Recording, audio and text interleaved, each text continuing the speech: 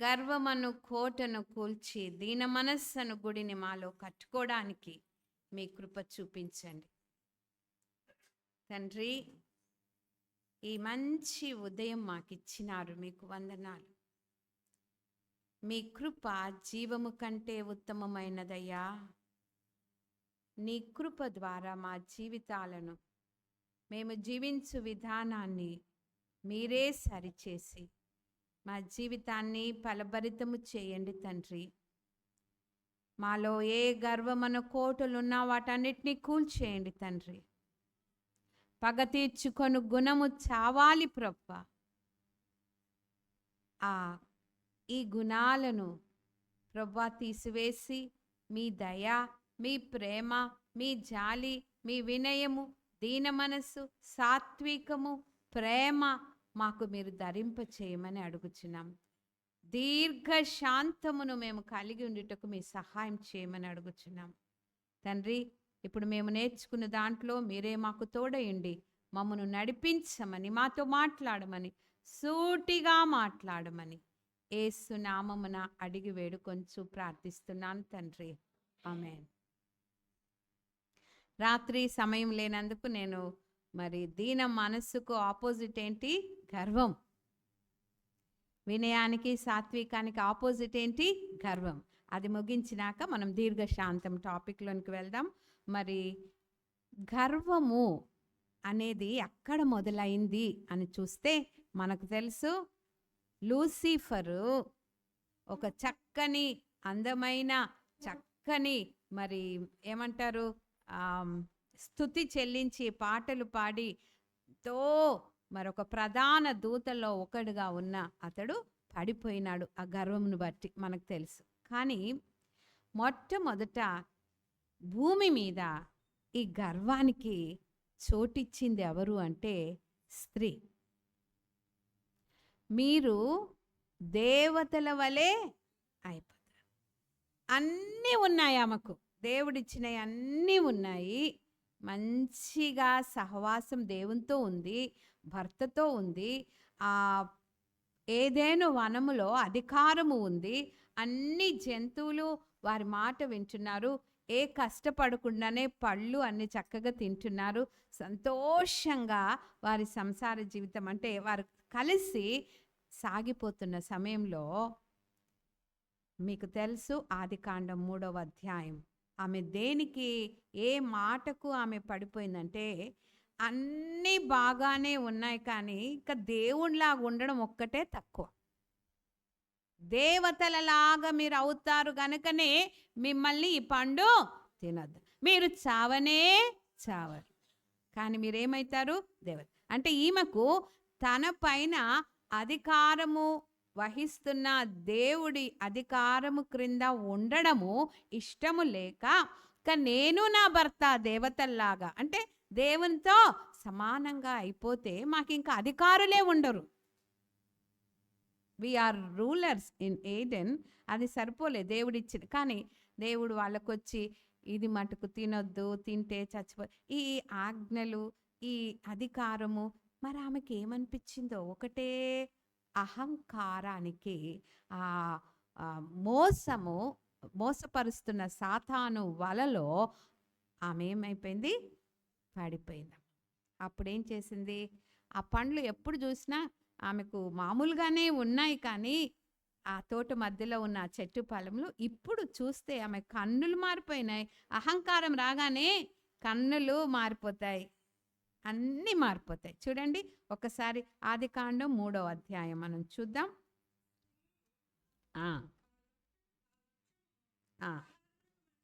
ఆహారమునకు మంచిదియు, కన్నులకు అందమైనదియు,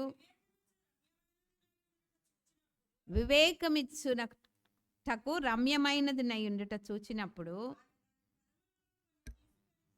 ఆమె దాని ఫలములలో కొన్ని తీసుకొని తిని తనతో పాటు తన భర్తకును ఇచ్చాను. ఇన్ని రోజులు చూస్తే అంత ఆమెకేమంత అప్పీలింగ్గా కనపడకపోవచ్చు. వద్దన్నాడు దేవుడు. ఓకే, దీన మనస్సు, వినయము, విధేయత ఉన్నంతసేపు ఈ ఆకర్షణలకు బలి కాలేదు. కానీ ఎప్పుడైతే దేవుని మాటను అంటే అనుమానించిందో, ఓహో మేము దేవతల్లాగా అయిపోవడము దేవునికి ఇష్టం లేదనుకుంటా అన్న అనుమానముకు ఆమె ఎప్పుడైతే తావిచ్చిందో వెంటనే అహంకారము, దేవుని మీద ప్రేమ తగ్గిపోయింది. నేత్రాశ, లోకంలో ఉన్నదంతయు శరీరాశ, నేత్రాశ, జీవపుటము. ఎవడైనను వీటిని కలిగి ఉంటే తండ్రి ప్రేమ వానిలో ఉండదు. వెంటనే తన మీద ప్రేమ ఆమెకు, తన భర్త మీద ప్రేమ, సాతాను మాటను నమ్మడము ఆమె చేసినప్పుడు వెంటనే లోకాశలకు ఆమె గురైపోయింది. కన్నులు మంచిగా చూస్తుంటే చాలా అందంగా కనబడుతుంది. ఇంకేం చేసిందంటే ఆ మనస్సు చూడండి, ఏదైనా దుష్టుల ఆలోచన చొప్పున నడవక, పాపుల మార్గమున నిలవక, అపహాస్యకులు కూర్చుండి చోటను కూర్చుండక, యెహోవా ధర్మశాస్త్రం నందు ఆనందించు దివారాత్రం దాన్ని. అంతే మన పని. మన సహవాసము, మనం వినే, మన ఏ అధికారం క్రింద ఉన్నాము, దేవుని మాటల అధికారం కిందనే మనం నడవాలి. కానీ ఏం చేసిందంటే సాతాను ఆలోచనను స్వీకరించి. అమ్మా, ప్రతి స్త్రీ చాలా జాగ్రత్తగా ఉండాలి. మన మనస్సు, ఇక్కడ చూడండి, మనస్సు దేవుని చేత ఏర్పరచబడిన పరిశుద్ధులు ప్రియులైన వారికి తగినట్టు ఏం మనస్సు కలిగి ఉండాలా? జాలిగల, తర్వాత దయాళుత్వం, తర్వాత వినయము, సాత్వికము. నిన్న మనం ఏం నేర్చుకున్నాము? విర్రవీగుతున్న దుష్టత్వాన్ని మాని మన ఆత్మలను రక్షించుటకు మనలో నాటబడి శక్తిగల వాక్యమును సాత్వికంతో మనం అంగీకరి. ఇంత కాపాడే మాటను ఆజ్ఞాతిక్రమమే పాపం. ఆమె ఏం చేసిందంటే శరీరాశ, నేత్రాశ, జీవపు డంబానికి బలి అయిపోయి ఏం చేసిందంటే కన్నులు ఇచ్చింది. ఫస్ట్ ఏమిచ్చింది? చెవులు. విన్నది. రెండవది కన్నులతో చూసింది. మూడవది కాళ్ళతో నడిచింది.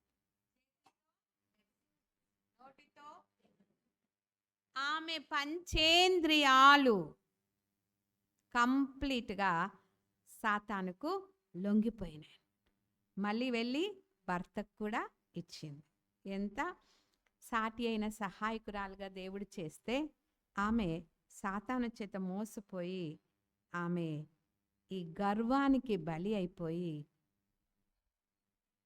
సాతాను మరి చెప్పినట్టుగా ఆమె విని దేవుని ప్రేమను నమ్మకుండా దేవుని ఆజ్ఞను మీరినప్పుడు ఇక అందుకే నాకెవరు అధికారం వద్దనుకునే ఈ స్త్రీకి దేవుడిచ్చిన శాపం అంటే నీ భర్త అధికారం క్రింద నువ్వు ఉండాలి. అంతే. ప్రతి స్త్రీ నాకెవరు వద్దు, ఏ అధికారం వద్దు అనుకోవడానికి లేదు. నీ భర్త నిన్ను ఏం చేస్తాడు? ఏలును. అంతే.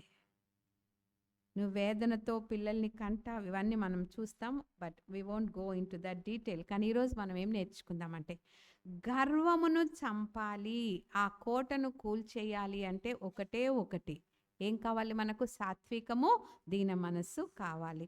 మరి ఇది కావాలి అంటే పుట్టిన ప్రతి ఒక్కరూ జన్మతః పాపులు, కర్మతో పాపులు. మరి గర్వం పోవాలి అంటే, అహంకారం చావాలి అంటే ఒకటే ఒకటి.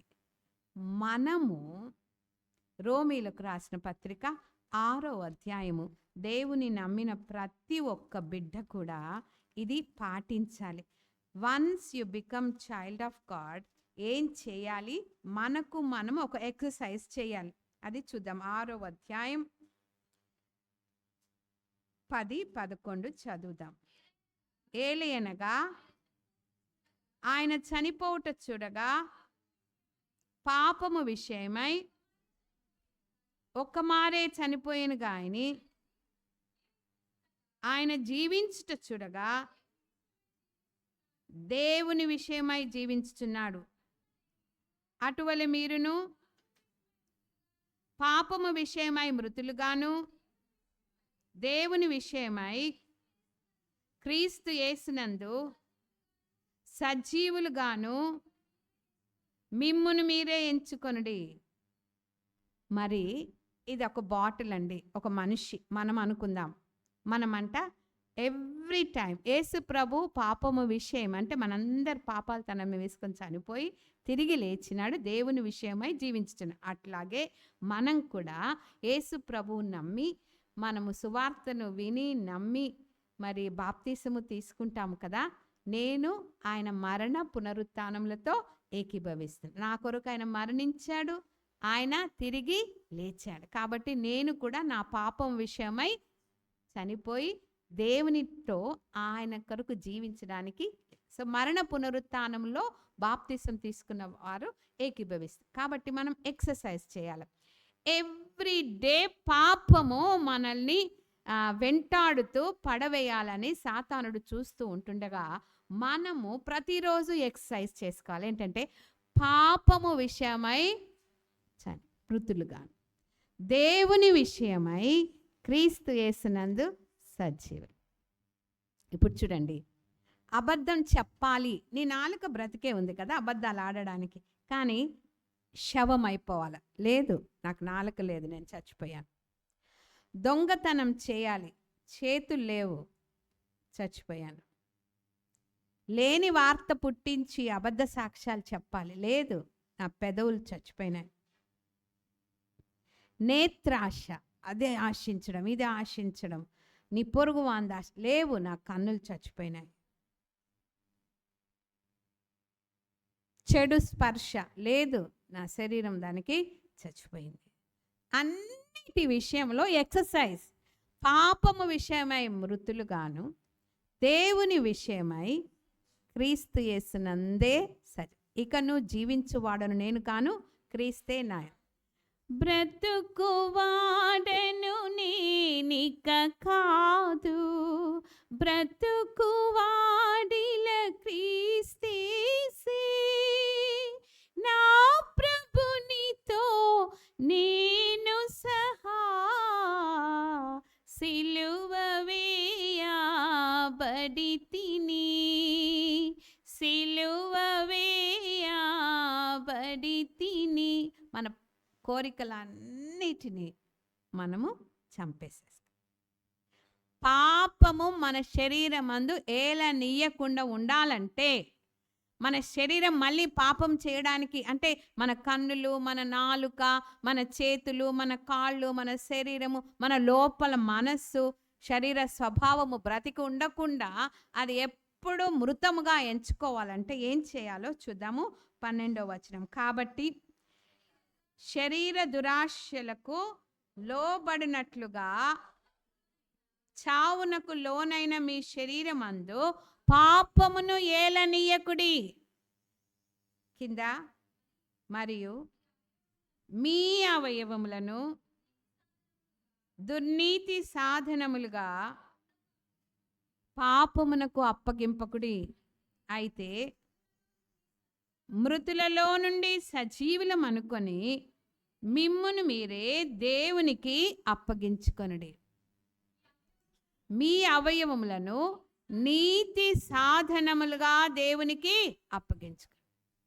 మరి చూడండి అమ్మా, ఒకప్పుడు దుర్నీతి సాధనాలుగా ఉండే. ఈ అవ్వ కన్నులు దుర్నీతిని, చేతులు, కాళ్ళు, ఆమె నోటి మాట, ఇవన్నీ కూడా మళ్ళీ వెళ్ళి భర్తకి ఇవ్వడము, ఇవన్నీ కూడా ఆమె శరీరము దుర్నీతి సాధనములుగా ఆమె అప్పగించుకున్నది. కాబట్టే పాపం చేసింది. దుర్నీతి సాధనాలుగా ఇప్పుడు చూసేదాన్ని, ఇప్పుడు మీరు సీరియల్స్ కానీ, మీరు సినిమాలు కానీ, మీరు చూసేదంతా మీ కన్నులు దానికే అప్పగించుకుంటుంటే శరీరానికి దీపం కన్ను గనక లోన ఆ ఆలోచనలే వెళ్తాయి. దుర్నీతి సాధనములుగా మీ అవయవములను అప్పగించుకొనకుడి. చావునకు లోనైన మన శరీరం ఒకప్పుడు చచ్చిపోతుంది, కానీ పరిశుద్ధాత్మకు ఆలయం ఉన్న ఈ శరీరమును, ఈ దేహమును నీతి సాధనాలుగా మన అవయవములను అన్నింటినీ అప్పగించుకోవాలి. గర్వం చచ్చిపోవాలి అంటే,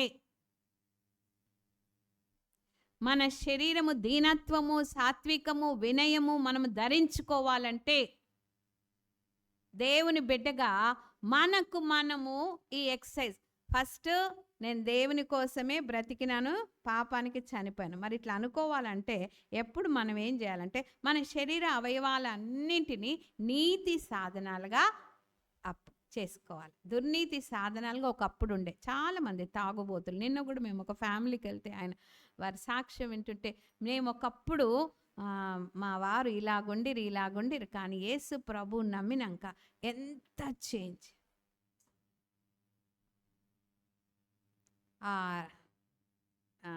రాముని కృష్ణుని పాటలు పాడిన అతనంతా కూడా ఇప్పుడు ఎంత చక్కగా దేవుని పాటలు పాడతాడండి. ఆరాధనలో, సువార్త దండయాత్రలో మా వారు ఒకప్పుడు ఆ భజనలు చేసిన ఆయన ఇప్పుడు సంపూర్తిగా తన నోటిని దేవునికి ఒకప్పుడు పచ్చి తాగుబోతుగా ఉన్న ఆయన ఇప్పుడు కంప్లీట్గా త్రాగుడు మానేసి, ఒకప్పుడు స్త్రీలోలుడుగా ఉన్న అతను ఇప్పుడు కంప్లీట్గా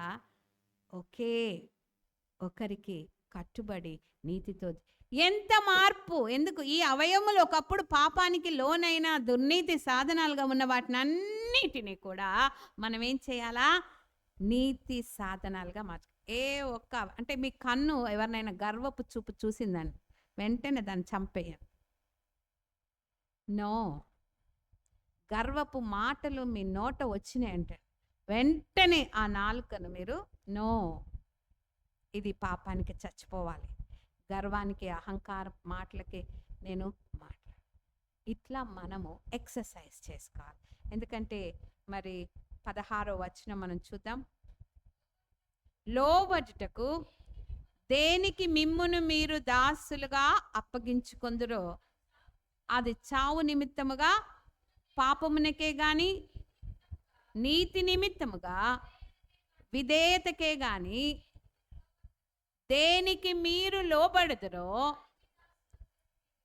దానికే దాసులగుదురని మీరే. దేనికి లోబడితే దానికి దాసులమవుతాం. చాలా జాగ్రత్త.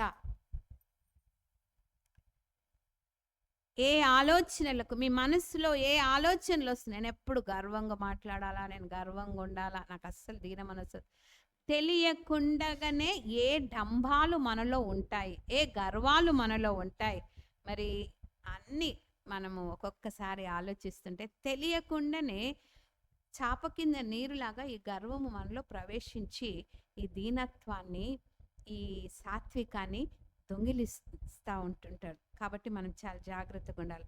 మరి ఈ లోకంలో ఎన్నో విషయాలకు మనం లోబడుతూ ఉంటాం. లోబడుటకు దేనికి మిమ్మును మీరు అప్పగించుకుందరో దానికే మీరు. దేనికి లోబడదాం? దేనికి లోబడదాం? కంప్లీట్గా ఆయన వాక్యానికి లోబడాలి. ఆయన చెప్పినట్లు జీవించడానికి మనల్ని మనం ఇచ్చుకోవాలి, అప్పగించుకోవాలి. ఆయనకు దాసులుగా మనల్ని మనం ఏం చేసుకోవాలి? ఇచ్చుకోవాలి. Complete surrender. యేసు స్వామి నీకు నేను నా సమస్తమిత్తును, దోసిలోకి నీది ఆత్మతో సేవింతును, నా సమస్తము, నా సమస్తము, నా సురక్ష, నా సమస్తము. సమస్తము ఆయనదే. నాదంటూ లోకాన ఏది లేదు, నాదంటూ లోకాన ఏది లేదయ్యా. ఒకవేళ ఉందంటే నీవిచ్చినదే ప్రభువా. నాదంటూ లోకాన ఏది లేదయ్యా. ఒకవేళ ఉందంటే నీవిచ్చినదే ప్రభువా. నీదే నీదే బ్రతుకంతా నీదే, నీదే నీదే బ్రతుకంతా నీదే, దేని గురించి మనము గర్వించ అవసరం కానీ ఆవశ్యకత కానీ లేనే లేదు. అంతా ఆయన కృప. బ్రతుకుతున్నామంటే ఆయన కృప. నాకు ఉన్న ఈ బలం, నాకు ఉన్న ఈ పొలం, తాగుతున్న ఈ జలం, నిలవనీడ ఈ స్థలం అన్నీ దేవుడిచ్చిన. ఎందుకు? నా సంతానం, నా సౌభాగ్యం సమస్తం నీదేనయ్యా అనుకున్నప్పుడు దీనత్వం రాదా? గర్వం ఉంటుందా? మరి ఇర్మియా గ్రంథము 9వ అధ్యాయం ఈ మాటలు మనం చదువుకుందాం. నిజంగా దేవుడు మనతో మాట్లాడుతున్నాడు. స్త్రీలుగా చాలాసార్లు ఈ గర్వానికి, ఎందుకంటే నేనేం తక్కువ, వారికంటే నేను ఎక్కువ. సేవకురాండ్లు కూడా నా సంఘం ఏమైనా తక్కువ, నా సేవ ఏమైనా తక్కువ, వారికంటే నేను ఎక్కువే అన్నట్టు పోల్చుకుంటాం. ఈ పోల్చుకోవడం మానేయాలి మనం. చూడండి 23 నుండి. యెహోవా ఇలాగు సెలవిస్తున్నాడు, జ్ఞాని తన జ్ఞానమును బట్టి, శూరుడు తన శౌర్యమును బట్టి అతిశయింపకూడదు. ఐశ్వర్యవంతుడు తన ఐశ్వర్యమును బట్టి అతిశయింపకూడదు. అతిశయించువాడు దేనిని బట్టి అతిశయింపవలనను భూమి మీద కృప చూపుచు నీతి న్యాయములను జరిగించుచు యెహోవాను నేనే అని గ్రహించి నన్ను పరిశీలనగా తెలుసుకొను వానిని బట్టి నేను అతిశయింపవలను.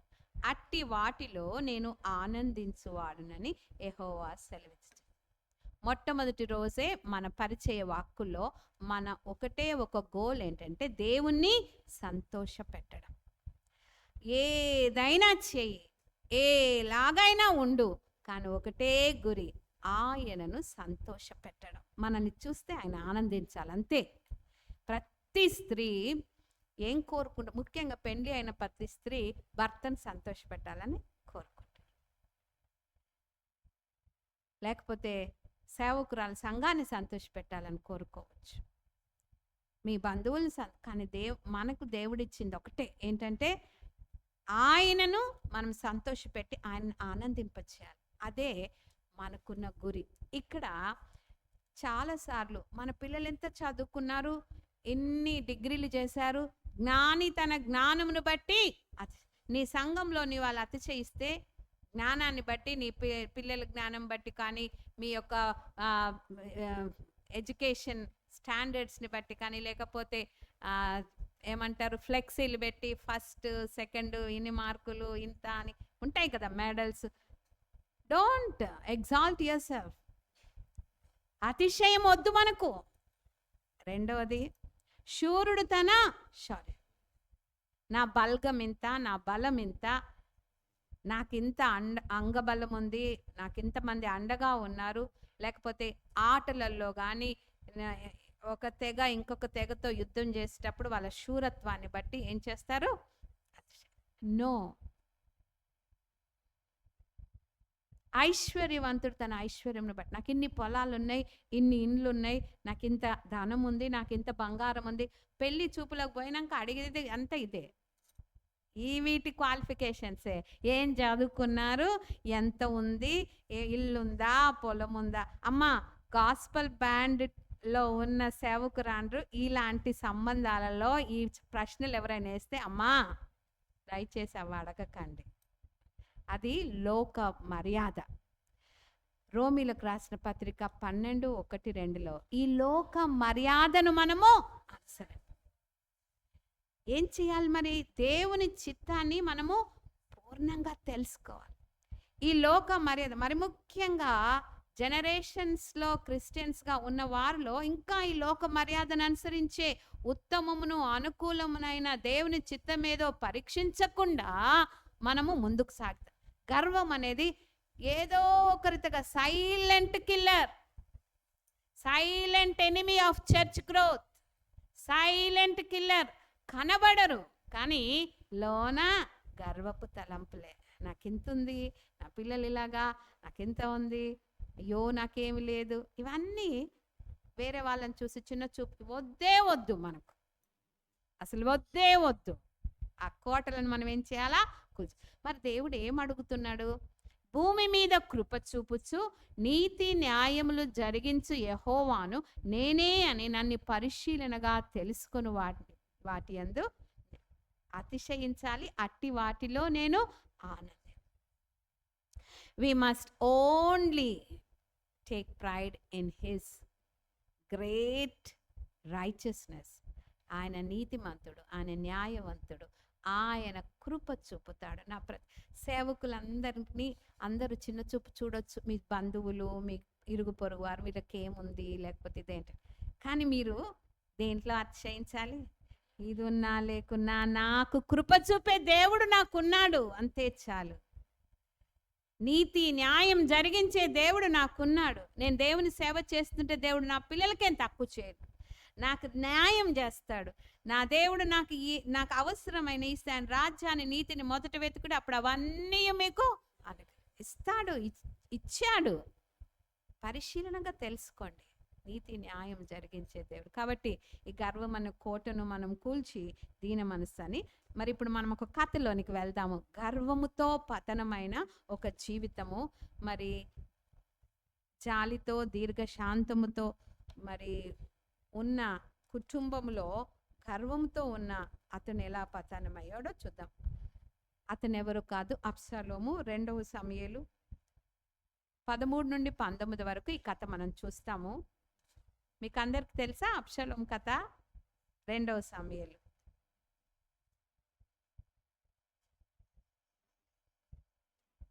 అయితే మరి కొంచెం బ్యాక్గ్రౌండ్కి మనం వెళ్తే, అబ్షాలోము తల నుండి అరికాల వరకు చాలా అందగాడు. 2వ సమూయేలు 13 నుండి 19 వరకు కథ ఉంది, కానీ నేను అక్కడ ఫస్ట్ ఇంట్రడక్షన్ 13లోకి మనం వెళ్దాము. అబ్షాలోముకు ఒక చక్కని చెల్లి ఉంది. ఆ చెల్లిని మరి తామారును వాళ్ళ సొంత అన్న అమ్నోను ఏం చేస్తాడు? మోహిస్తాడు. మీకు ఈ కథ తెలిసే ఉంది. అయితే మోహించి మరి ఆమెను చెరిచి ఆమెను అవమానపరిచిన తర్వాత చాలా కక్ష, పగ, కోపం, రౌద్రము పెట్టుకుంటాడు. ఎవరు? అబ్షాలోము. నీవురు గప్పిన నిప్పంటారే, దయచేసి ఎవ్వరు కూడా ఈ గుణాలని మనం ఎవరైనా మనకు హాని చేసినని ఒకడు అనుకొని ఎడల ఒకరినొకడు సహించుచు ఏం చేయాలా? ఒకరినొకడు క్షమించాలి. పాపము ఇంత వాక్యం అప్పుడు లేదేమో, అబ్షాలోముకు తెలియదేమో, మనకు తెలియదు, కానీ చాలా బాధ అతనిలో పెట్టుకొని ఏం చేశాడంటే, ఒకరోజు తండ్రి దగ్గరికి, దావీదు దగ్గరకు వచ్చి, గొర్రె బొచ్చు కత్తిరించు సమయం ఉంది కాబట్టి అందరినీ, రాజకుమారులను మరి మీరు అందరు రావాలంటే దావీదు నివారిస్తాడండి. వద్దు, నీకు చాలా భారం అవుతుంది, మేము రాము అంటాడు. అయినా కూడా ఎంత ప్రేమ ఒలకబోసి పిలుస్తాడు. ఏమని? తప్పకుండా మీరు రావాలి. మీరు రాకపోయినా లేదు, మేము రాము అని తండ్రి ఎంత అన్నా కూడా, ఎందుకంటే నీకు భారము, ఇంతమందికి విందు చేయడం నీకు భారము, నిన్ను ఎందుకు మేము బాధ పెట్టాల, భారంగా ఉండాల, రాజకుమారులందరూ తర్వాత పని వారందరూ, తండ్రి వస్తే ఎక్కువ భారం అవుతుందని వద్దంటాడు. అయినప్పటికీ తప్పకుండా 13వ అధ్యాయం 2 సంవత్సరములైన తర్వాత ఎఫ్రాయిమునకు సమీపమందుండు పోయలో అబ్షాలోము గొర్రెల బొచ్చు కత్తిరించు కాలము రాగా అబ్షాలోము కుమారులందరినీ విందునకు పిలిచెను. అబ్షాలోము రాజు నొద్దకు వచ్చి, చిత్తగించుము, నీ దాసుడనైన నాకు గొర్రెబొచ్చు కత్తిరించు కాలము వచ్చెను. రాజువైన నీవును నీ సేవకుడునగు విందునకు రావాలనని నీ దాసుడనైన నేను కోరుచున్నాను మనవి చేయగా. ఏమని అంటున్నాడు? నీ దాసుడను. చాలా చక్కగా వినయంగా దీనంగా అడుగుతున్నాడు. ఇంకేమంటున్నాడు? మీరు చదవండి అమ్మ, నా కంటికి కొంచెం. మమ్మును పిలవవద్దు, మేము నీకు అధిక భారముగా ఉందుము, మేమందరము రా తగదని చెప్పినను అబ్షాలోము రాజును బలవంతము చేశాను.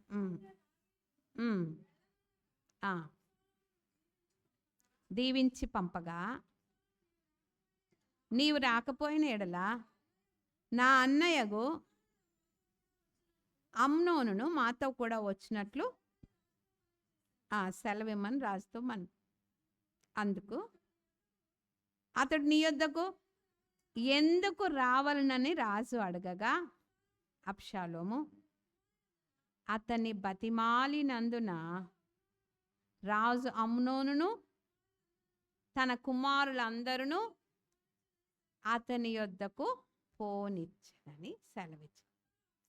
అంతలో అబ్షాలోము, ఇంకా మీకు కథ మీకు తెలుసా ఏం జరిగిందో? అందరినీ ప్రేమతో ఏమంటారంటే లోపల కపటము, బయట ప్రేమ. ఇది నిజమైన ప్రేమ కాదు. చాలాసార్లు సేవకురాండ్లు కానీ సేవలో ఉన్న మనం సేవిస్తున్న విశ్వాసుల్లో కానీ ఇలాంటి ప్రేమ ఉండవద్దు. లోపల ఒకటి, బయట.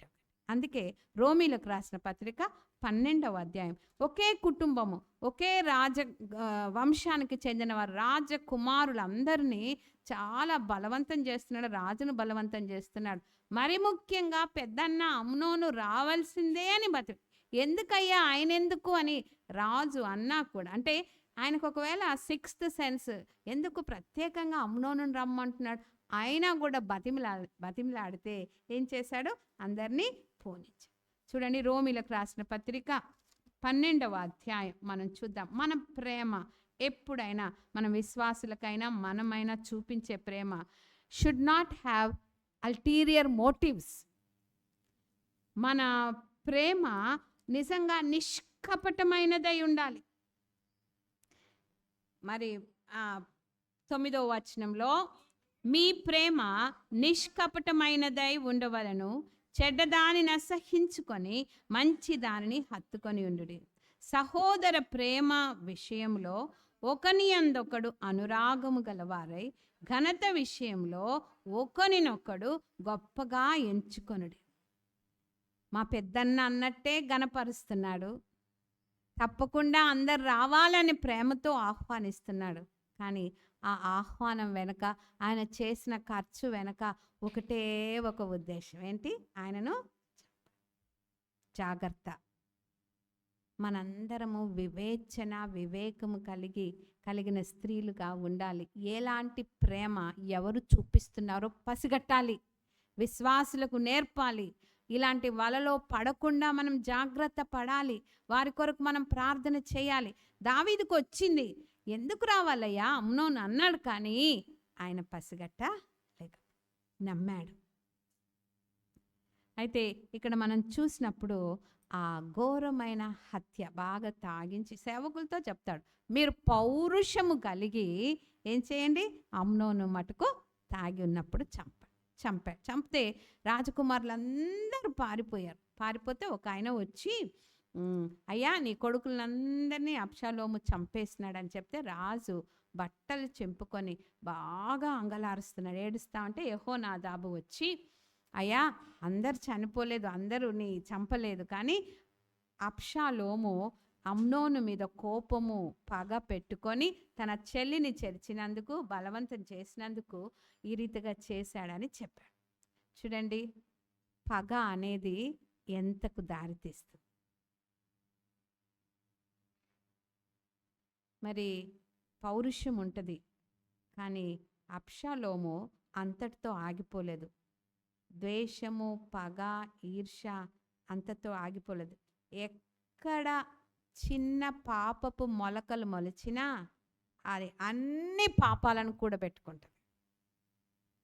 ఆయన ఏం చేశాడంటే తండ్రి మీదనే ఏం చేశాడు, రాజ్యము తాను తీసుకొని మోసపూరితంగా అక్కడ వస్తున్న వారందరికీ ముద్దులు పెట్టుకుంటూ, మీకు న్యాయం జరుగుతుందా, అసలు మీకేమైనా న్యాయం అవుతుందా, నేను చేస్తాను న్యాయం, నేను మీ ఎడల చాలా జాలి ఉంది, మీ ఎడల మీ మీద నాకు చాలా ప్రేమ ఉంది అని ఏం చేస్తున్నాడు,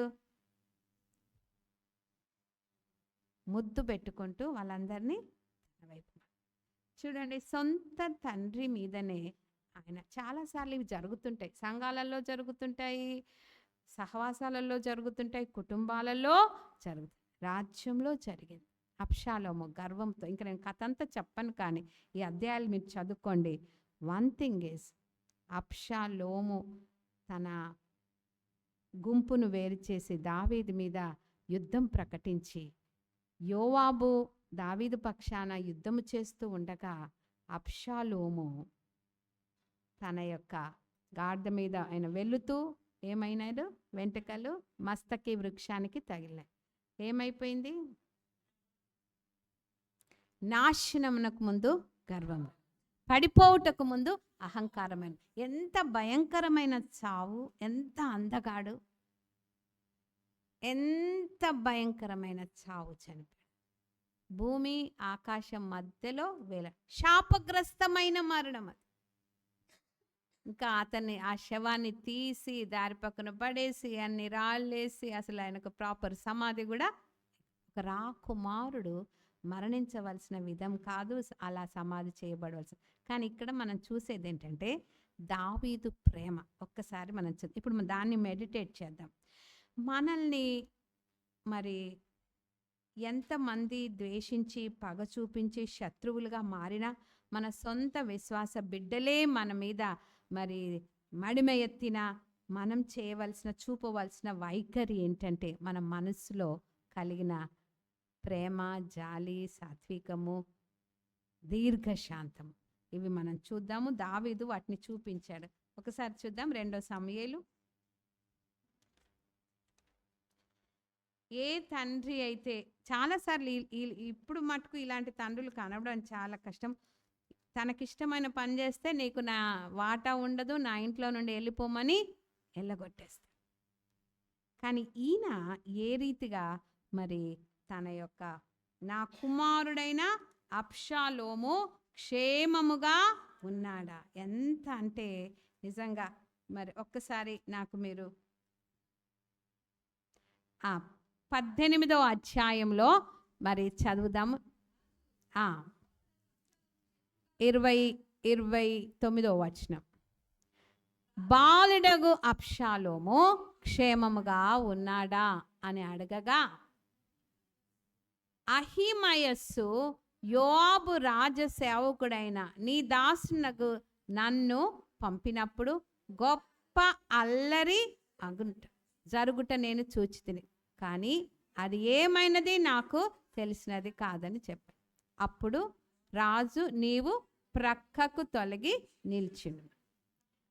వానికి ఆజ్ఞాపింపగా వాడు తొలగి నిలిచాను.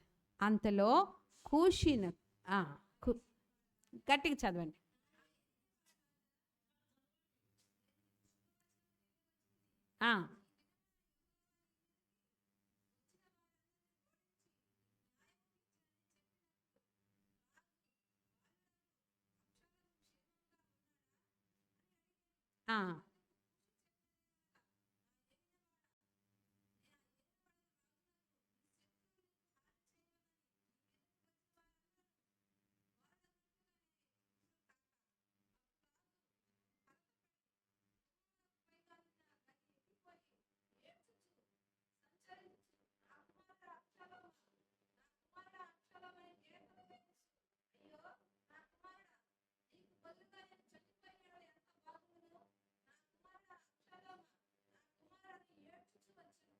చూడండి, బాలుడగు అబ్షాలోము క్షేమముగా ఉన్నాడు.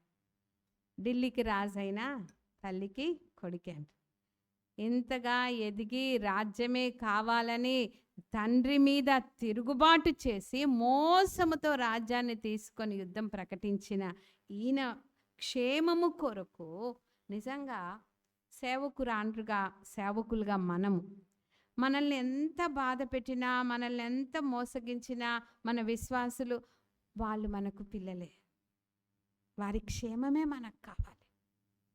ఇంత మోసం చేసి నా సంఘాన్ని చీల్చి తీసుకొని వెళ్ళిపోయింది, లేకపోతే వెళ్ళిపోయారు, వాళ్ళ క్షేమం నాకెందుకు అని ఎప్పుడూ అనుకోవద్దు. ఉపదేశకులు 10,000 మంది ఉన్నను, తండ్రి ఒకటే, తల్లి ఒకటే. ఈ క్షేమము, సంఘ క్షేమము మనకు చాలా ముఖ్యము. సంఘ బిడ్డల క్షేమం మనకు ముఖ్యం.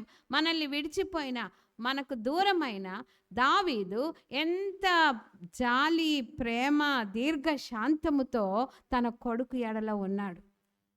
ఒక కొడుకును చంపినా ఆ కొడుకు కొరకు రోజు అంగలారుస్తూ ఉన్నాడు, అమ్నోను కొరకు. మరి అయినప్పటికీ ఒక కొడుకును చంపిన కొడుకు అని మరి ఆయన చావాల్సిందే అని అనుకోలేదు.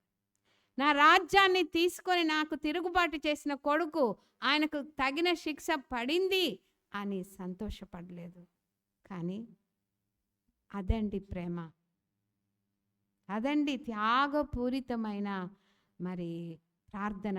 ఏమంటున్నాడంటే, అయ్యో నా కుమారుడు, నేను చనిపోయి నా కుమారుడు బ్రతికుంటే బాగు. ప్రాణము వంటి అంటే తన ప్రాణానికి ప్రాణంగా తన పిల్లల్ని ఆయన ప్రేమించాడు. నిజంగా మరి అబ్షాలోము ఈ యొక్క కథలో మనం చూసినట్లయితే ఒక ఫాదర్స్ లవ్ టువర్డ్స్ చిల్డ్రన్. ఎలాంటి వారైనా సంఘ బిడ్డలు సేవకు రాను కాబట్టి చెప్తున్నాను, మాకు కూడా చాలా చాలా జరుగుతాయి. అనాథ పిల్లల్ని పెంచుతాము, తిరుగుబడి కొందరు వెళ్ళిపోతారు, లేకపోతే ఇష్టమున్న పెళ్ళిళ్ళు చేసుకుంటారు, బాధ పెడతారు. కానీ ఒకరోజు వాళ్ళకు గుర్తొస్తుంది, they will come back. Until and unless అవి పోయినాడు కదా, వారి క్షేమం మనకెందుకు, వారి కష్టాల్లో మనం ఎందుకు పాల్గొనాలని మనం ఎప్పుడు అనుకోవద్దు, అనుకోకూడదు కూడా.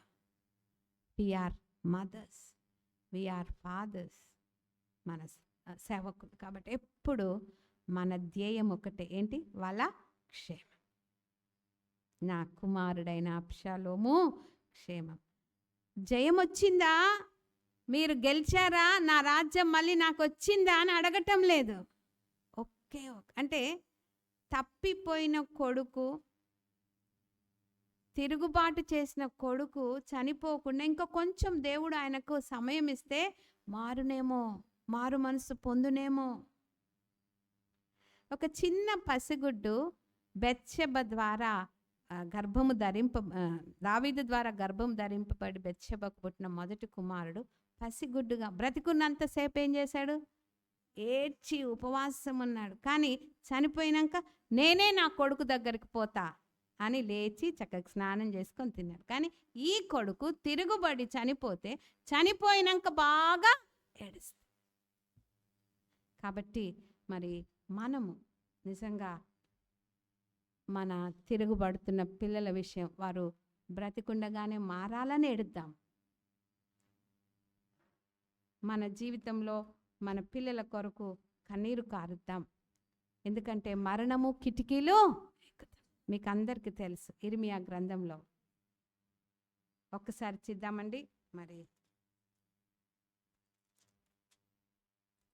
9వ అధ్యాయం 17 నుంచి. సైన్యములకు అధిపతిగా యెహోవా ఇలాగ సెలవిచ్చుచున్నాడు, ఆలోచించుడి, రోదనము చేయు స్త్రీలను కనుగొనుడి, వారిని పిలువనంపుడి. తెలివిగల స్త్రీలను కనుగొనుడి, వారిని పిలువనంపుడి. మన కన్నులు కన్నీళ్లు విడిచినట్లుగా, మన కనురెప్పల నుండి నీళ్లు ఒలుకున్నట్లుగా వారు త్వరపడి మనకు రోదన ధ్వని చేయవలను. మనము వలసబోతిమే, సిగ్గునొందితిమే, మన నివాసములను పడగొట్టగా మనము దేశము విడవవలసి వచ్చనే అని సీయోన్లో రోదన ధ్వని వినబడుచున్నది. స్త్రీలారా, యెహోవా మాట వినుడి, మీరు చెవియొగ్గి ఆయన నోటి మాట ఆలకించుడి. మీ కుమార్తెలకు రోదన ధ్వని నేర్పుడి, ఒకరికొకరు అంగలార్పు విద్య నేర్పుడి. వీధులు పసిపిల్లలు లేకుండాను, రాజ మార్గములో యవ్వనులు లేకుండాను వారిని నాశనము చేయుటకై మరణము మన కిటికీలో ఎక్కుచున్నది, మన నగరులలో ప్రవేశించుచున్నది. యెహోవా వాక్కు ఇదే, ఈ మాట చెప్పు. మరి నిజంగా కరోనా టైంలో మనం శవాల కుప్పలు చూసాం కదా, అప్పుడు ఈ వాక్యం గుర్తు, ప్రభువా నిజంగా ఎంతోమంది మరణిస్తున్నారు ఒక తెగులు ద్వారా. అయితే అప్పుడు ఒక మాట, ఒక స్వరం, కరోనా కంటే భయంకరమైన తెగులు పాపం అని నీకు తెలీదా? ఇప్పుడు శారీరకంగా చనిపోతున్నారు ఈ తెగులతో, కానీ ఆత్మీయంగా తెగులు పట్టి చనిపోతున్న వారి కొరకు నువ్వు ఏడవవా? నువ్వు రోదన చేయవా? నీ పసిపిల్లల కొరకు, నీ యవ్వనుల కొరకు మనము మన పిల్లల కొరకు ప్రార్థించాలి. ప్రభువా నశించిపో. ఎవరికి ఉంటుంది ఆ హృదయం అంటే ఎవరైతే ఓన్ చేసుకుంటారు. అందుకే పిలువనంపుడి స్త్రీలను ఏడ్చి రోధించి ప్రార్థన చేసేవారే నిజంగా ఆ నశించు ఆత్మల గట్ల జాలి గలవారు. వారే దీర్ఘ శాంతముతో నీళ్లను కుమ్మరించి ప్రార్థించే, కన్నీటిని కుమ్మరించి. అందుకే పిలువనంపుడి తెలివిగల వాళ్ళే ఈ రీతిగా ప్రార్థన చేయగలరు. మనం అన్ని విద్యలు మన సంఘస్థులకు నేర్పుతుండొచ్చు, కానీ రోదనము చేయు స్త్రీలను పిలువను. మరి మనమందరం కూడా ఈ రీతిగా, దేవా నీ కృప నాకు దయచేయి. అబ్షాలోము ఎంత సౌందర్యవంతుడు, ఎంత రాజకుమారుడు, ఎంతో గొప్ప మరి ఆయుష్ ముందుకు ఉండవలసిన వాడు, కానీ ఆయన ఇలాంటిగా గర్వము చేత ఏమైపోయినాడు? పతనం. ఆ గర్వము ఎక్కడెక్కడి నుండి వచ్చింది? పగ, ద్వేషము, తండ్రి మీద, తండ్రి ప్రేమ మీద నమ్మకం పోయి, న్యాయం నాకు చేయలేదు, మీకు కూడా చెయ్యడు అని తండ్రినే అనుమానించి గర్వముతో అవ్వ దేవుని ప్రేమను, దేవుని మాటను, దేవుని కృపను నమ్మకుండా నాకు అన్నీ ఇచ్చాడు దేవుడు, నేనెందుకు ఇంకా ఒక్క పండు తినకపోతే ఏంటి అనుకోలేదు. దేవుని ప్రేమను అనుమానించినప్పుడు అహంకారం వస్తుంది. అబ్షాలోము దావీదు ప్రేమను అనుమానించినప్పుడు ఆయనకు ఏమొచ్చింది? అహంకారం. కాబట్టి దయచేసి మనమందరము దేవుని ప్రేమను ఎన్నడూ కూడా, ఆయన ఇచ్చిన ఆజ్ఞలు ఇది కరెక్టా కాదా, ఇట్లా చేస్తే ఏంటి అని ఎప్పుడూ మనం అనుమానం వ్యక్తం చేయదు. ఆయన ప్రేమను ఎప్పుడు నమ్మాలి. ఆయన ప్రేమలో మనం ఎంత సెక్యూర్డ్గా ఉంటే మనకు గర్వమే. He is my boss, he loves me, he knows everything. I don't need to boast and exalt myself over anything, over anyone అని మనం అనుకుంటాం. ఇన్సెక్యూర్డ్ పీపులే, అభద్రత కలిగిన వారే ఎప్పుడూ డంబముగా ప్రవర్తిస్తారు. 1 కొరింథీ 13వ అధ్యాయంలో మనము చూసినట్లయితే ప్రేమ గురించి, దాంట్లో మొట్టమొదటి క్వాలిటీ ప్రేమ దీర్ఘకాలము సహించు. అది దయ చూపించును, అది మత్సరపడదు, డంబముగా ప్రవర్తింపు, అది ఉప్పొంగదు, అమర్యాదగా నడవదు, స్వప్రయోజనమును విచారించు, త్వరగా కోపపడదు, అపకారమును మనస్సులో ఉంచు, దుర్నీతి విషయమై సంతోషపడక సత్యమునందే సంతోష, అన్నిటినీ తాలుగు, అన్నిటినీ నమ్ము, అన్నిటినీ నిరీక్ష, అన్నిటినీ ఓచు. ప్రేమ శాశ్వత కాలం. ఎంత మంచి క్వాలిటీస్. ఈ గుణాలన్నిటిలో మరి వీటి అన్నిటికీ పైన ఏం ధరించుకోమన్నాడు? ప్రేమ. ప్రియమైన విశ్వాసము, నిరీక్షణ, ప్రేమ, ఈ మూడును నిల్చును. వీటిలో శ్రేష్టమైనది ప్రేమ. ఎలాంటి ప్రేమ మనకు కావాలి? నిస్వార్థమైన ప్రేమ, త్యాగపూరితమైన ప్రేమ, నష్టపోయినను ఇతరుల క్షేమముకే ఆలోచించే ప్రేమ, దీర్ఘ శాంతంతో కనిపెట్టి మనము వేచి ఉండే ప్రేమ. తప్పిపోయిన కుమారుని కథ మనకు తెలుసు. లూకా 15లో ఆయన ఎలా ప్రేమించాడు? ఏం చేశాడు? అయ్యా నా వాటా నాకు ఇవ్వు అని తన డబ్బులన్నీ తీసుకొని బయటికి వెళ్ళిపోయాడు. అంతా ఖర్చు చేసి తిరిగి వచ్చాడు, కానీ ఎదురు చూస్తున్నాడు. ఎదురు చూచే ప్రేమ. నా పిల్లలు తిరిగి నా దగ్గరకు వస్తారు, మారుతారు, ఎప్పటికైనా నా ఇంటికి వస్తారు, ఎప్పటికైనా నా దగ్గరకు వస్తారు ప్రార్థిస్తూ. నిజంగా ఒకరోజు ఆ కొడుకు వచ్చాడు పశ్చాత్తాపపడి. అప్పుడు ఈ తండ్రి ఏం చేసినాడు, అమ్మో వాడు నాదంతా తీసుకొని వెళ్ళిపోయినాడు, వాడి వాడు తీసుకొని వెళ్ళిపోయినాడు, ఇంకా నాకు సంబంధం లేదన్నట్టున్నాడా. వచ్చే వరకు తన తండ్రి ఇంటికి తిరిగి వచ్చే వరకు కనిపెడుతున్నాడు. అది దీర్ఘశాంతం. ప్రేమ ఏం చేస్తుంది, దీర్ఘకాలం సహిస్తుంది. కనిపెడుతున్నాడు. ఆయన వచ్చినప్పుడు దగ్గరికి వెళ్ళి ఏం చేసినాడు, మెడ మీద పడి వానిని చూచి కనికరపడి ముద్దు పెట్టుకొనెను.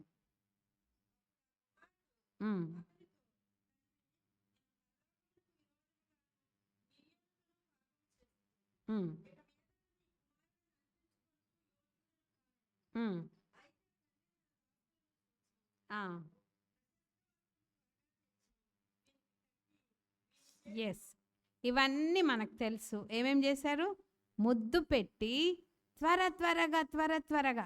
చూడండి, ప్రేమించినప్పుడు మన సమయమును మనం ఇస్తాం, మన వనరులను ఇస్తాం, మన ఉద్రేకాలు, భావోద్రేకాలు అన్నీ కూడా మనం చేసే క్రియలతో జోడించి చేస్తాం. ఈయన ఏమనుకున్నాడంటే, నా కుమారుడు చనిపోయాడు అనుకున్నా, లేదా నేను కనిపెడుతూ ఉండగా నా దీక్ష ఫలించింది అని ఆయన లోపల కనికరంబను బుగ్గ ఏమైందమ్మా, పొంగింది. అన్నీ చేస్తున్నాడు. ప్రశస్తమైన వస్త్రములు, మరి చక్కగా స్నానం చేయించాడు, చక్కగా బట్టలు వేసాడు, చెప్పులు వేసాడు, ఉంగరం పెట్టాడు, వెంటనే దూడలను వధించాడు. ఇమీడియట్ ఈ పొద్దున పనికి పోయిన పెద్ద కొడుకు సాయంత్రం వచ్చేసరికి సీనంతా మారిపోయింది. ఇంట్లో పండగ, సందడి, నాట్యము, చక్కగా విందు వాసన, ఎంత సంతోషకరమైన. ఈయన బయట నిలబడి ఏమైతుంది అంటే, నీ తమ్ముడు వచ్చాడు అందుకని. ఈయనేమంటున్నాడు, నేను ఇంత కష్టపడి ఇన్నేండ్లు నీకు సేవ చేసినా నువ్వు ఒక్కసారి కూడా నాకు చెయ్యి. ఒక్కసారి ఆ వచనంలో మనం చూస్తే చాలా చక్కగా చదవమ్మా. తండ్రితో, ఇదిగో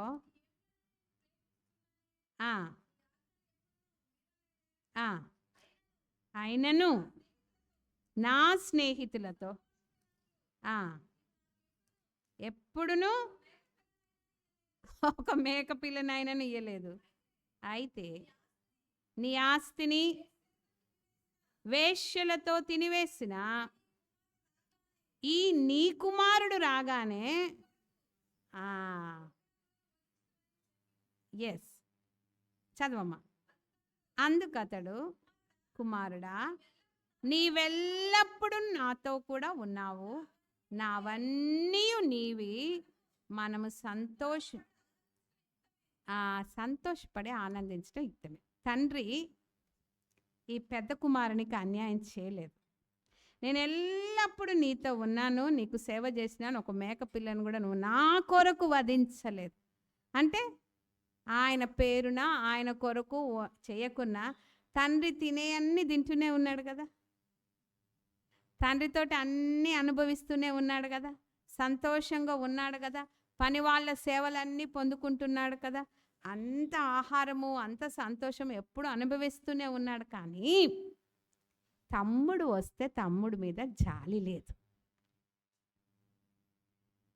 దీన మనసుతో తప్పిపోయిన తమ్ముడిని వచ్చి హగ్ చేసుకొని, నా తమ్ముడు తిరిగి ఇంటికి వచ్చాడు, నా తండ్రితో నేను అక్కడ ఏంటంటే, వీడు మళ్ళీ ఆస్తి నాలో పాలు తీసుకుంటాడు. ఇప్పుడు వచ్చి ఆస్తి అంతా వాడు ఏం చేశాడు, ఖర్చు చేసుకున్నాడు. ఇప్పుడు వస్తే మళ్ళీ ఈ కొడుకు నా వాట మళ్ళీ ఉన్న దాంట్లో పంచుకుంటాడు. స్వార్థం జాలిని, కనికరాన్ని, ప్రేమను మింగేస్తుంది. అప్పుడు తండ్రి ఏమంటున్నాడంటే, దానికంటే ముందు నావన్నీ don't be afraid about dividing the share again. కొడుక, నువ్వు ఇంత నమ్మకంగా నాకున్నందుకు నా అన్నీ నీయే బిడ్డ, నీ తమ్ముడేం పంచుకోడు, నీ తమ్మునికి నేను ఇవ్వను కూడా. ఎంత అష్యూరెన్స్ ఇస్తున్నాడు, నావన్నీ నీవి. ఎంత అష్యూరెన్స్, న్యాయము తప్పకుండా ఎంత ప్రేమ ఆయన పెద్ద కుమారునికి చూపించినా కూడా ఏం చేస్తున్నాడు ఆయన చూడండి. నీవెల్లప్పుడూ నాతో కూడా ఉన్నావు, నావన్నీయు నీవి, మనము సంతోషించి ఆనందించుట యుక్తమే. ఈ నీ తమ్ముడు చనిపోయి తిరిగి బ్రతికెను, తప్పిపోయి దొరికెనని అతనితో చెప్పాను. We don't know. బయట ఉన్నాడు, లోపల ఉన్నాడు, లోపల ఉన్నాడు, ఇప్పుడు బయట. ఒక్క దగ్గర you can miss the mark. అంత విధేయతతో జీవితాంతం దేవునికి సేవ చేయొచ్చు, కానీ ఒక్కసారి మళ్ళీ నువ్వు క్షమించకుండా స్వార్థముతో సంతోషంలో పాల్గొనకపోతే యూ విల్ బి అవుట్. కాబట్టి జాగ్రత్త మన జీవితాలు. ప్రభువా, నా జాలిని అపహరిస్తున్న స్వార్థమా?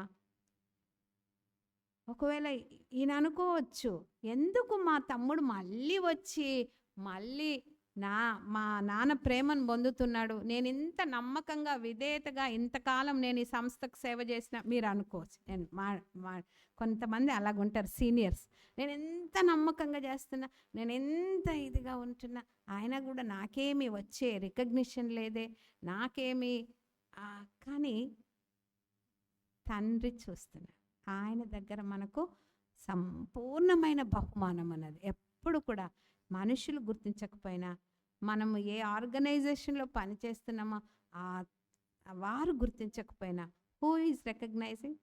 ఈ తండ్రి ఏమంటున్నాడు, నువ్వు ఎల్లప్పుడు నాతో ఉన్నావు, నావన్నీ నీవి, కానీ మనము సంతోషించుట యుక్తమే, కమ్ అంట. సో మనం తప్పిపోయిన వారి కొరకు మన సోదరులు, మన సోదరులు మళ్ళీ మన దగ్గరకు వస్తున్నారు, ప్రేమతో ఆహ్వానిద్దాం. బయట మనము నిలవవద్దు. As a body of believers, ఒక ఆర్గనైజేషన్లో, ఒక సంస్థలో పనిచేస్తున్న మీరందరూ సంతోషంలో పాలు పంపులు పుచ్చుకోవాలి.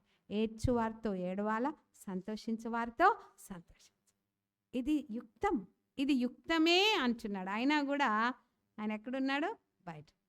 The story ends there, we don't know what happened.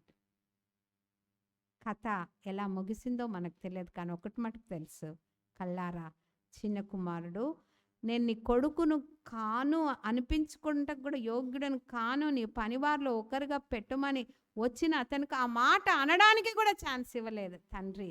అంత స్పీడ్గా తన ప్రేమనంతా కుమ్మరి. అది మన response should be timely with all our love and forgiveness.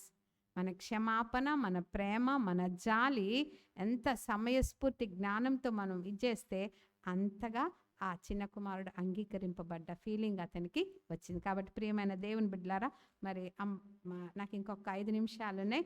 ఆ 5 నిమిషాలలో నేను మీకు కొన్ని మాటలు చెప్పాలని ఆశపడుతున్నాను. మత్తయి సువార్త 5, 6, 7 ఈ 3 అధ్యాయాలు ఇంటికి వెళ్ళాక చదువుకోండి. దాంట్లో 7వ అధ్యాయం 12వ వచనంలో ఒక మాట ఉంది, అది అందరం కంటత చేద్దాం. కావున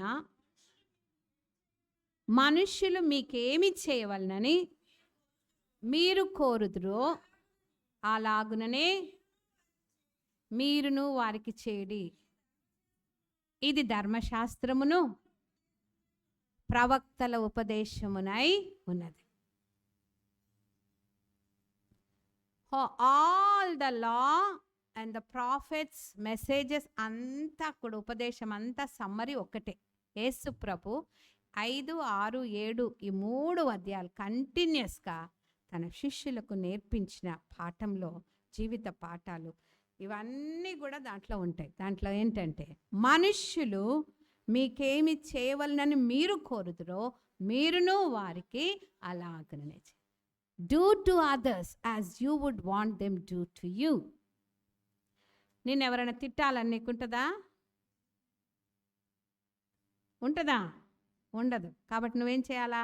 తిట్టొద్దు. నువ్వు ఆకలితో ఒకరింటికి పోతే వాళ్ళు నిన్ను అమ్మా తిను అని అడగాలని నీకు ఉంటుంది. కాబట్టి నువ్వు ఎవరైనా నీ ఇంటికి వస్తే నువ్వేం చేయాలి? తిన్నావా అని అడగ. బాగా దాహం వేస్తుంది, ఎవరైనా నాకు మంచినీళ్ళు ఇస్తే బాగుండు అనిపిస్తుంది.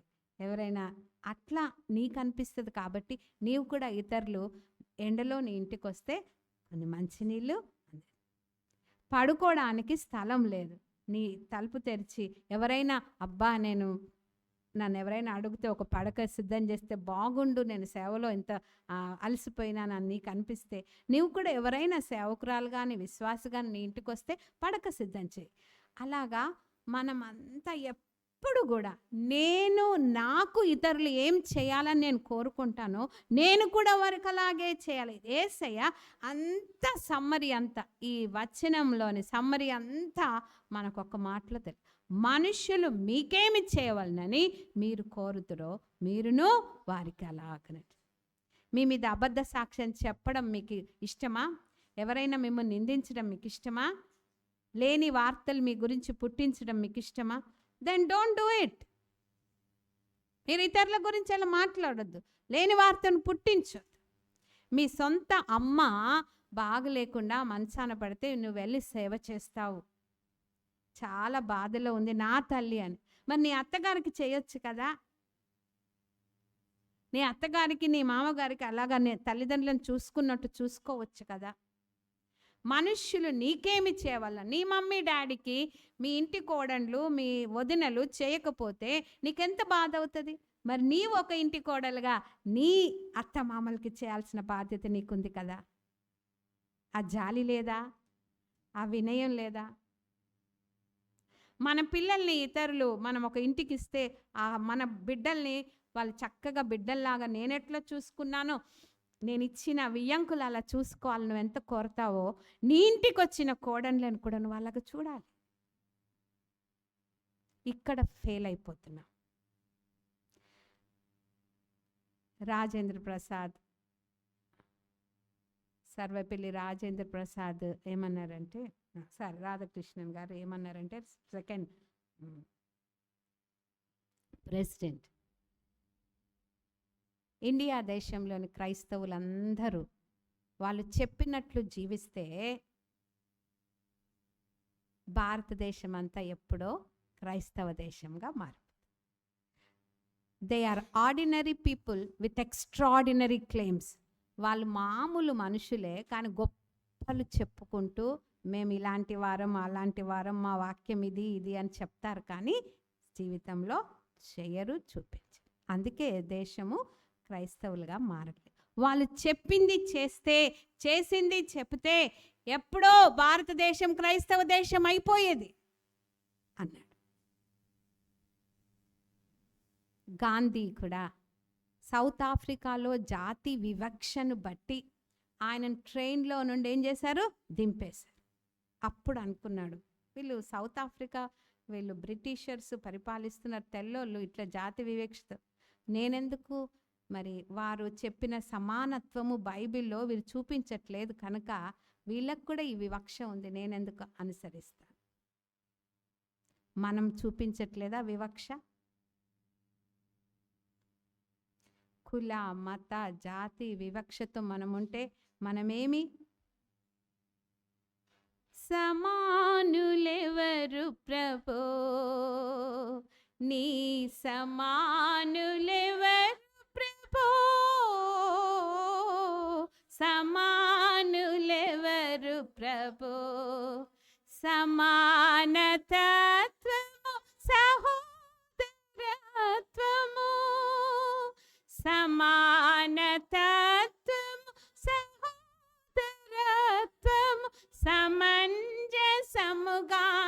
మాకు తెలుపని సమానులెవరు ప్రభో, నీ సమానులెవరు ప్రభో,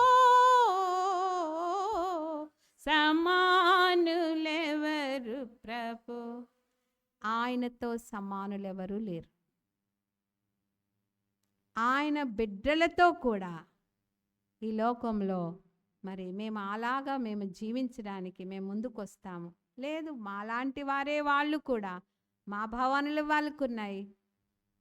సమానతత్వము సహోదరత్వము సమంజసగాను మాకు తెలుపని సమానులు ఎవరని పాట పాడి మన జీవితంలో చూపించకపోతే లాభమేంటి?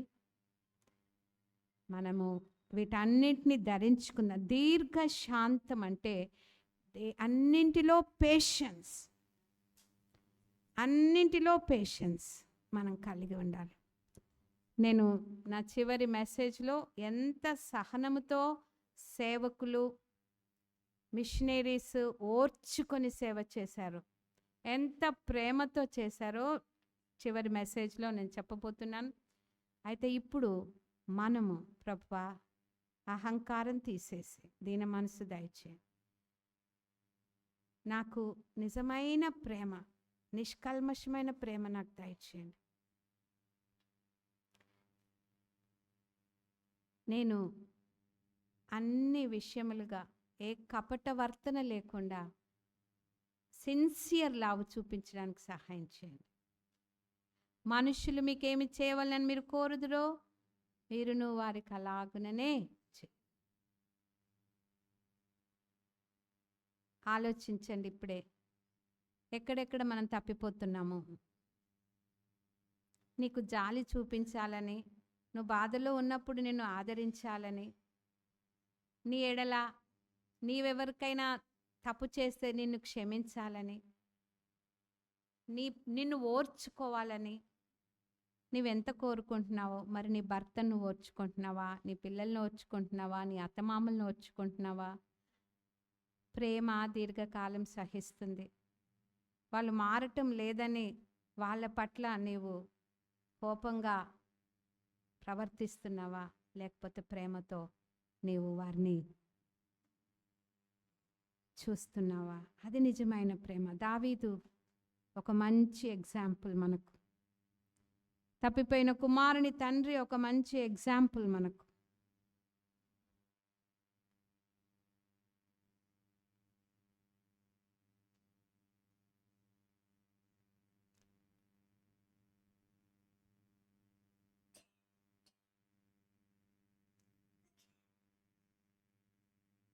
తండ్రి, నేనేమి కోరుకుంటానో, ఎలా ట్రీట్ చేయబడాలని అలాగే నేను ఇతరులకు చేస్తానని ఇప్పుడు ఒక నిర్ణయం చేద్దాం. మత్తయి 5, 6, 7లో అదే ఉంది.